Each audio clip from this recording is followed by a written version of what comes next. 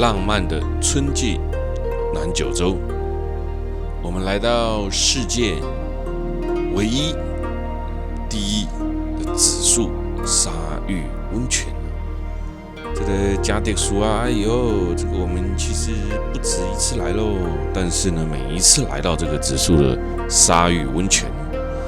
总是还是让我觉得新鲜感十足啊，莫名十足。那这个世界上唯一利用海岸自然涌出、丰富温泉天然的这种沙浴温泉呢，是来到这边最特别的看不刷。虽然这里的人常常开玩笑说人生总是难得爱红看不到，但是呢，是很特别啦。哎呦，每一个人包得跟彩菱角的一样哈，现在加这个刷给你看掉哈。指数沙浴起源在300年前，明治时代是昭和时期的开始的哈。沙浴疗法呢，获得日本全国各地温泉爱好者的支持。上介好的时间呢，附近营业的温泉旅馆迄个时阵呢，上介好的时间呢，但这个指数这个所在家呢，总共有60间啊这个看刷的这温泉这个第二次世界大战以后呢，日本专攻了刮起了温泉观光热，原本以温泉爱好者为主的客源城呢，也转为这个观光客为主顺应当地的这一个整个很特别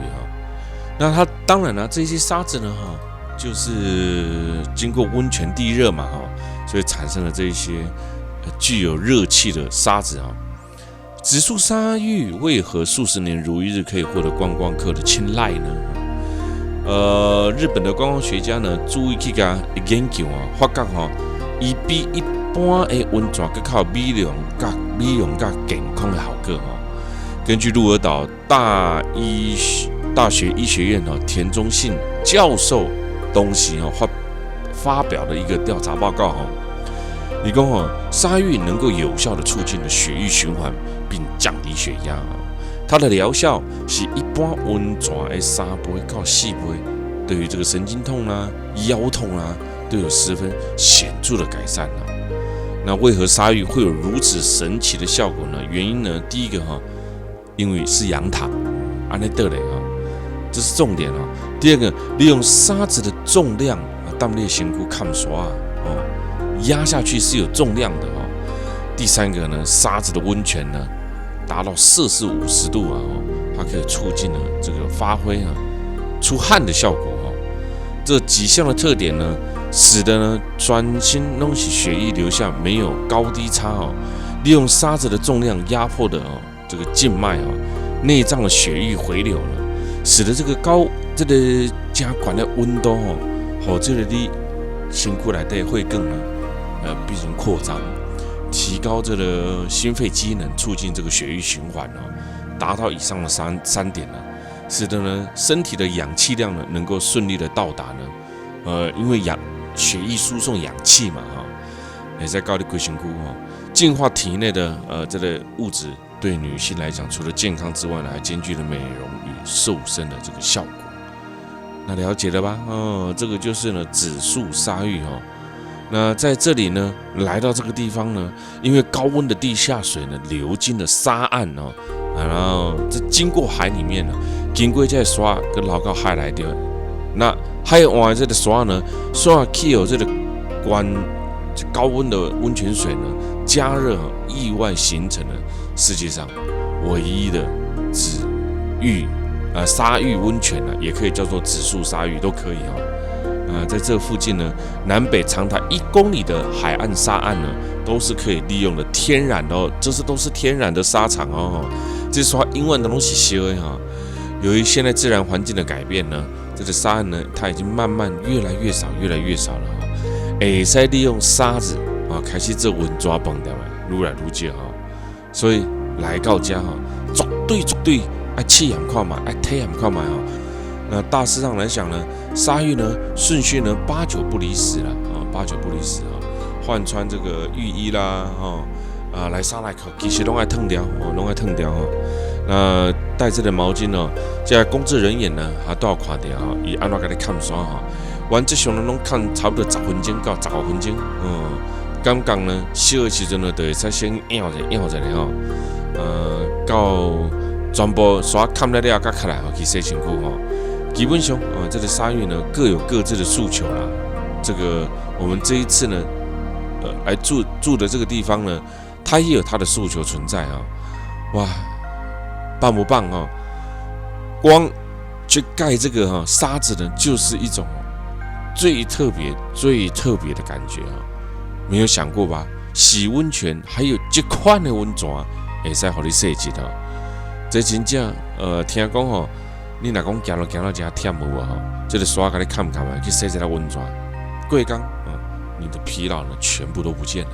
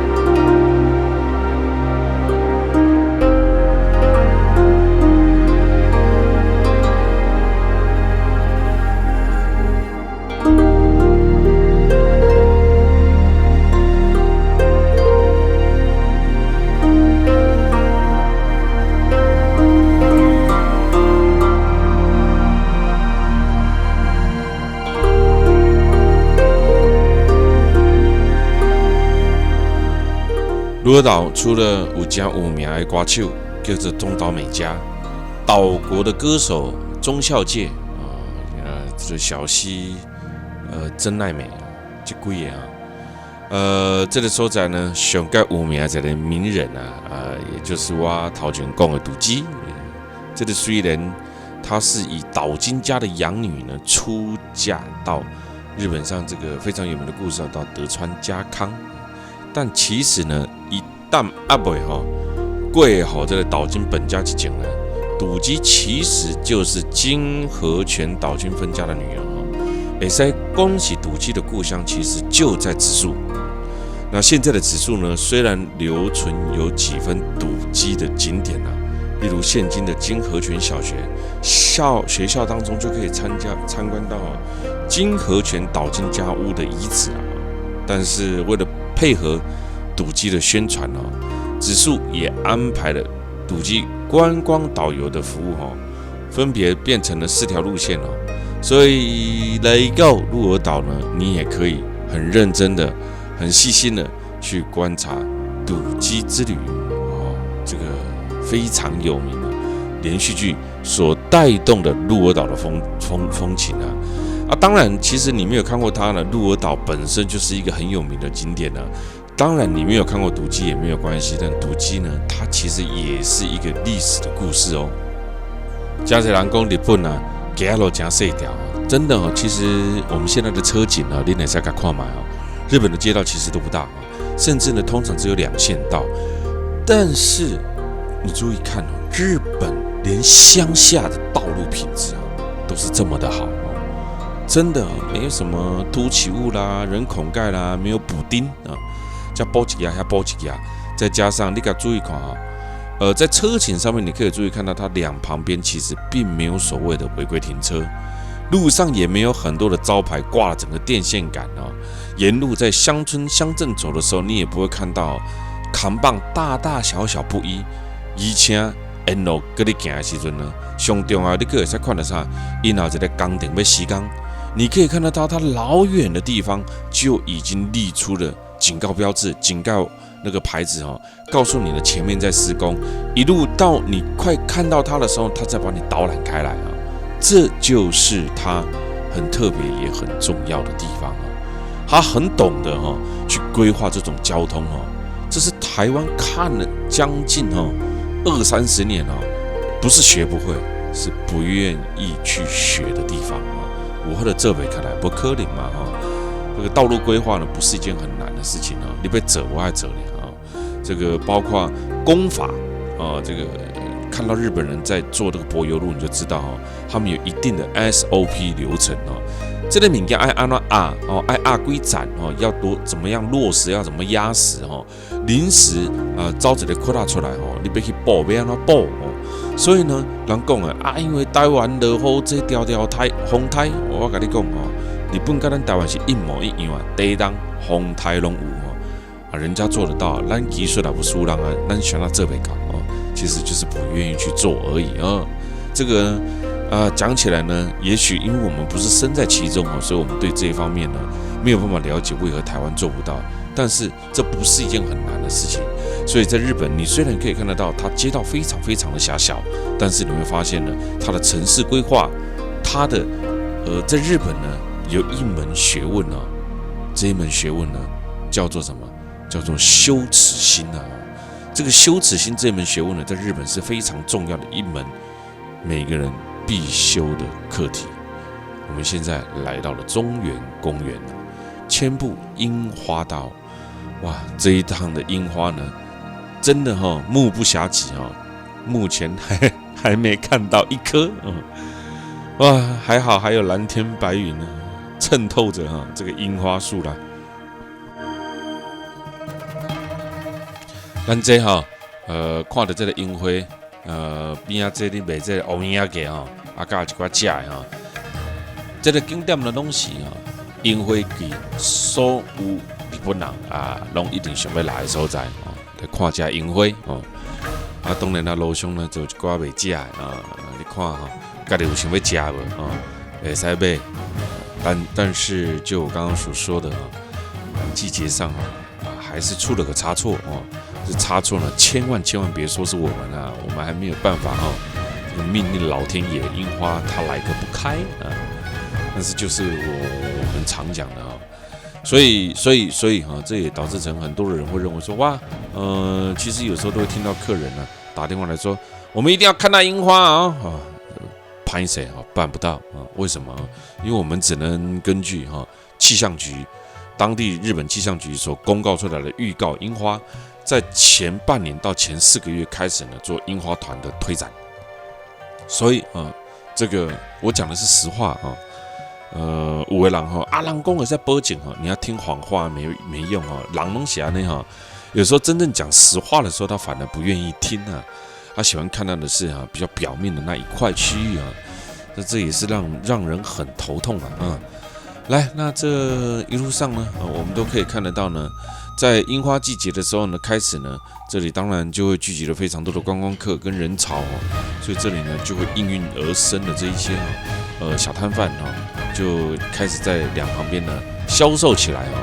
所以虽然我们并不一定甚至像这一趟来整个樱花散策的步道那没有全开，那还是可以感受一下在樱花步道下那些卖东西的感觉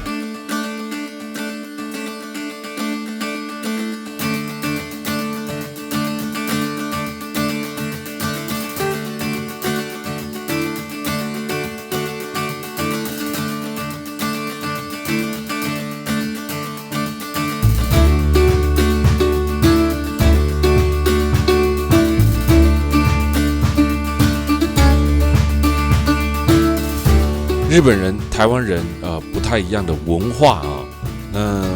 其实有时候曾经有公司人告诉我说，有人对于像我去讲说民主文化的问题呢，反应很强烈哈。但我觉得这有时候只是两个不管是日本、中国大陆、欧洲、美国人民不同文化的发展呢，有时我们应该是看人家好的，而不是我知道有的人会反应比较强烈哈，但是呢，记录旅游、忠实报道旅游，其实应该是把每一个旅游的文化特色跟它的风景呢介绍出来哦。总结一下啊，在日本人的眼中，跟在日本社会当中，一个非常重要的一环就是羞耻心哦。这个羞耻心呢，在日本呢是非常非常重要的一个环节哦。日本的官员如果犯错，做不好一定会道歉，然后下台。他的犯错包含什么？包含呢拿了一张发票去买东西。他的犯错包含什么？也许包含了他违规停车，他也要呢召开记者会来道歉哦。在日本人的眼中呢，一个人有没有羞耻心是非常非常重要的。不论他是否觉得一概的是有没对哈，或是可能以后他会再犯，但至少呢，你本人这个表面功夫呢，做了非常非常的好。日本的文化当中有一点叫做卖讲制造麻烦，凡是制造别人困扰的代志，日本人都不愿意去做。所以当日本的大众的交通工具顶管哦，我们近来台湾吵得沸沸扬扬的不爱坐，记得吗？在日本的大众运输工具上面是没有人让座的，因为被让座的人会觉得自己需要被照顾，造成别人的不方便，所以不想接受让座，甚至可能生气，想让座只能离开座位，让有需要的人自行去做。所以，当日本它会有标语告诉你要礼让别人，但是不会有不爱做。对还是错？不，这在日本的文化当中呢，非常重要的一环叫做不添加别人的麻烦。在这一些你看一看呢，日本人的这个文化哈，那对他们来讲呢，他们认为尤其是对政府官员严格的要求哦，总使他做出了一个违规停车的动作呢，他觉得呢，你是一个领导者，你是政府跟民众选出来的人哦，你做这种事情，你还有羞耻心吗？所以当今来的呢，你可以看得到啊，日本人他不会看到啊，日本人最爱讲文的，你不会看到他乱丢烟蒂啊。你也在看到日本人，你开车的时候呢，在道路井然有序哦，他们不太会说哦，安尼俩车，马博科人工哦，占用内车道哦，这个道路的羞耻心呢，跟规范是有的哦。你马别看到日本人哦，这个排队哈乱插队也不太可能哦。尤其是你在日本，你绝对不会看到到处违规停车。所以曾经有日本人来看到台湾的公车站牌到处都是违规停车的时候呢，他们很吓一跳啊！那这样子不就变成这公车道怎么可能可以停车？连他自己都不相信哦，都不相信哦。所以呢，包括因的顶阿卡根本就不能够摆设东西，因为他们认为走廊是大众的，怎么可以随便摆东西？对于来讲呢，他们觉得很不可思议。以前一马刚刚讲哦。那在我们的台湾的道路在施工的时候，三角锥没有按照标准流程放，而且呢缓冲距离都没搞。我当下开到头前你施工你看画刚我前面在施工，他们可能在前面的几个转弯处就已经告诉你前面在施工了。这些都是不一样的包含了很多啦很多。所以呢，这个太特别了太特别了。那而且他对于曾经日本的一个报道对于台湾的火车误点，包含高铁的误点呢，非常非常的不可思议包括台湾的人我们比较喜欢闯红灯这在日本人呢，为什么日本人不会这么去做所以我现在在讲的这个区不是说台湾人安乱而是说日本因为在他的文化当中，他们有一种必修之学，就是羞耻心。这个羞耻心这一门课对够好的在你的国小开始呢，不不断的教育、教育再教育、教育、教育再教育所以当你去日本电车坐电车的时候，从10几年前的日本，你就永远都可以听到他们一直不断的告诉你，不要把脚伸出来，站到别人的位置在日本发生大地震的时候，所有的人民呢躲到这个体育馆底下，在避难的时候，也可以一直听得到他们不断的在广播，不要制造他人的麻烦不要制造他人的麻烦所以这就是2个文化非常非常多不一样的地方所以这你看呢，大家说你说承不承认呢？现在大家要爱日本曾经有人说，哎呀，你不要老是说日本好，不，人家好就是好人家不好就是不好。我们把人家好的学起来，有什么不好？所以我才说一个旅游节目它所阐述出来的不是单单的只是一个风景文化，旅游是眼、耳、鼻、口、身心都到达这个国家才算是当然，你得看旅游这部的时候呢，你要看到这么深入体会到这么深入，不太容易但源自于这种日本的文化呢，你说如果它不好，怎么它会是台湾人最爱的国家之一？每一年它的爆满程度呢，超乎大家的想象。台湾甚至把日本呢奉为我相信很多人看到的 Made in Japan 日本制造，绝对就是品质的保证。奇怪，它离我们很近我们也这么爱它这么常去那边，怎么没学几样回来？我自己也不晓得为什么所以呢，在我们台湾自己其实要自我要求高一点不要贪小便宜不要便宜行事所以我们来到日本呢，不得不了解一下日本的羞耻心文化日本的不制造他人麻烦，所以在我们看起来好像很残忍，但是这在日本深入了每一个人民的心中，从小学、幼稚园就开始了。所以人家才讲教育要压根从最底层开始做起来。你底层的人他没有教育好，他长大之后他怎么教育他都教育不好。所以这一种经年累月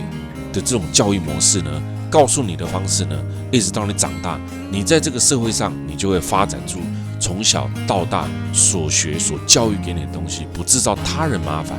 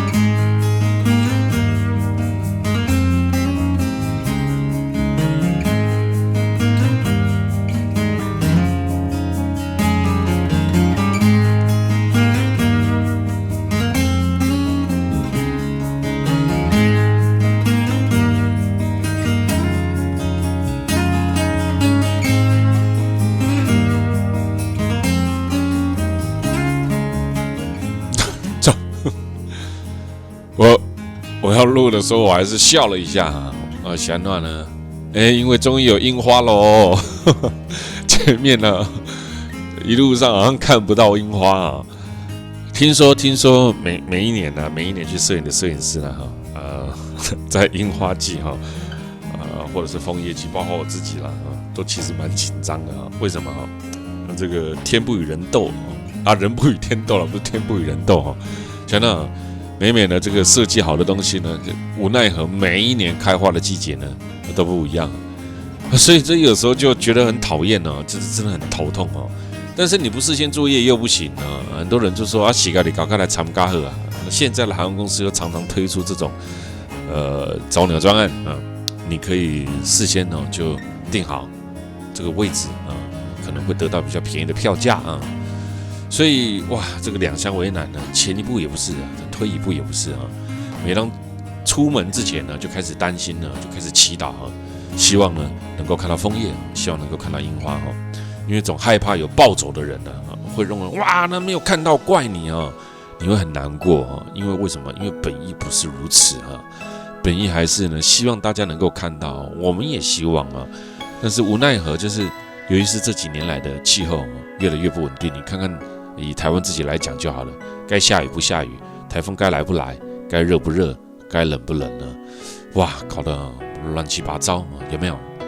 我们现在来到人基层这个地方我相信真多人哇，这是什么你听都没听过正常但日本真多没听过的所在太多去但是当它有樱花的加持的时候，哇塞，它就不一样了。日本的旅游在我看来呢有几大特色，第一个就是它这里有非常大的人文特色，像什么新泻，它有盆州，这个就是非常具有卖点的一个地方。樱花季在日本呢，到处可以看到樱花，总是一个普通的公园，因为花改变了做水耶。枫叶季跟樱花季的道理是相同的，雪季更不用说了，在日本下着白雪的大地，哇，看到呢心里面都爽了起来扣除掉这些地方，你到了东京市，你想要 shopping， 你想要走走主题乐园，你想要看看东京市区的另外一个规模是一样的其实最怕的是什么呢？最怕的是推展了一个什么都没有的季节有的客人去到那边呢，就会觉得没啥然后又在乡下走起来有时候他们就会觉得比较乏味比较没有那么好看这就是为什么在日本推季节性的商品很重要季节性的商品中了那看了就会 OK。如果季节性商品没有中，你又跑去了乡下，很多人因为他有不是每一个人他一年到头一年到尾都讲出够的可能来一道一当出来一道，他就会觉得很惋惜内心就会觉得很可惜。所以这个心态呢，我们其实也是能够了解但是呢，也是希望大概真的可以。你看我只要每次看到樱花季节跟枫叶季节呢，我就一直不断的阐述这个观念这观念绝对不是说去告诉你们说我没有看到是在解释什么真的就是这么简单嘛花季谁抓得准但是呢我们很努力在抓的这个跟气象报道一样那很多人说洗稿你搞开来呢，这是不可能的事情饭店什么都点了，